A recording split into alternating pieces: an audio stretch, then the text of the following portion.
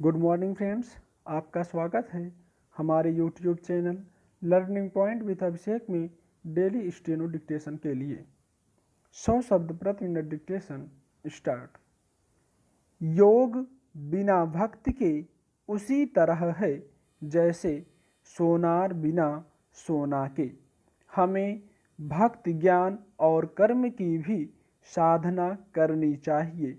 सिर्फ आसन और प्राणायाम करने से परम सत्ता को नहीं पाया जा सकता है। सबसे महत्वपूर्ण है भक्ति। एक अनपढ़ व्यक्ति भी भगवान को पा सकता है, जबकि एक विद्वान भी उनको नहीं प्राप्त कर सकता है। वास्तव में ज्ञान क्या है?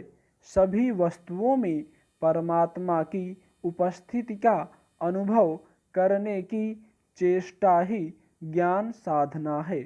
सभी वस्तुओं में परमात्मा की सत्ता को अनुभव करने के लिए प्रायः लोग आध्यात्मिक साधना करते हैं। उनकी यह ज्ञान साधना तभी संभव मानी जाती है जब उन्हें यह बोध होता है कि सभी वस्तुएं परमात्मा ही हैं। कर्म साधना क्या है? भौतिक विश्व में सभी व्यक्तियों में कार्य करने की संभावना होती है, किंतु यदा कदा ही कोई 100% अपनी क्षमताओं का उपयोग कर पाता है। दूसरों के लिए अधिक और अपने लिए कम कर्म करना ही कर्म साधना है। अधिकांश लोग अपने ही कार्य में संलग्न रहते हैं। कुछ लोग अपने साथ साथ दूसरों के लिए करते हैं। ऐसे लोग वास्तव में महान हैं, जो सिर्फ दूसरों के लिए ही करते हैं और अपने लिए कुछ नहीं। ऐसे लोग कर्म सिद्ध कहे जाते हैं। अतः भक्ति के जागरण के लिए ज्ञान और कर्म दोनों की आवश्यकता है।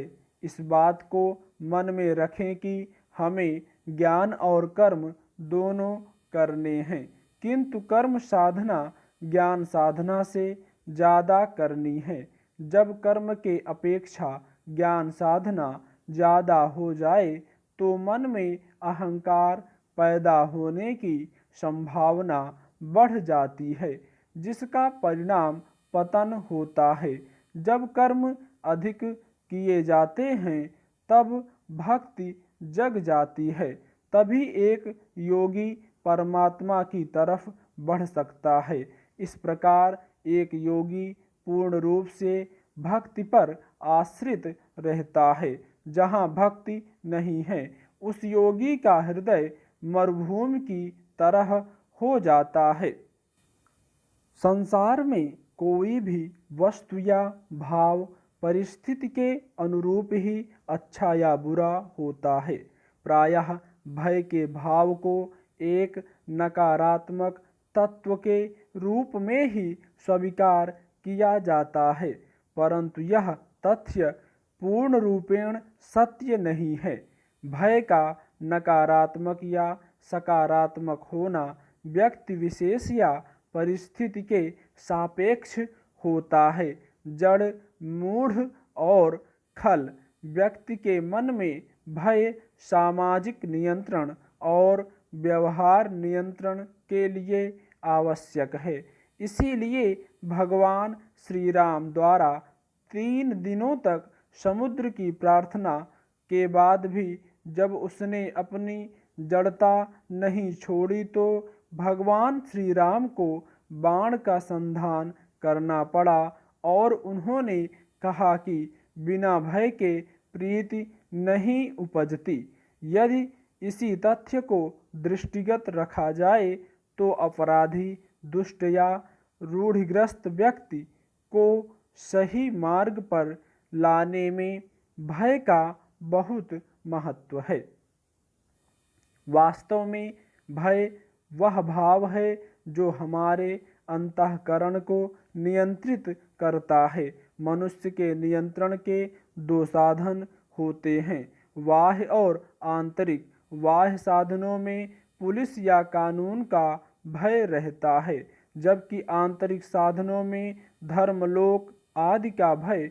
ये दोनों ही साधन भय द्वारा सामाजिक नियमन स्थापित करते हैं। इस दृष्टि से भय की महत्ता स्पष्ट होती है।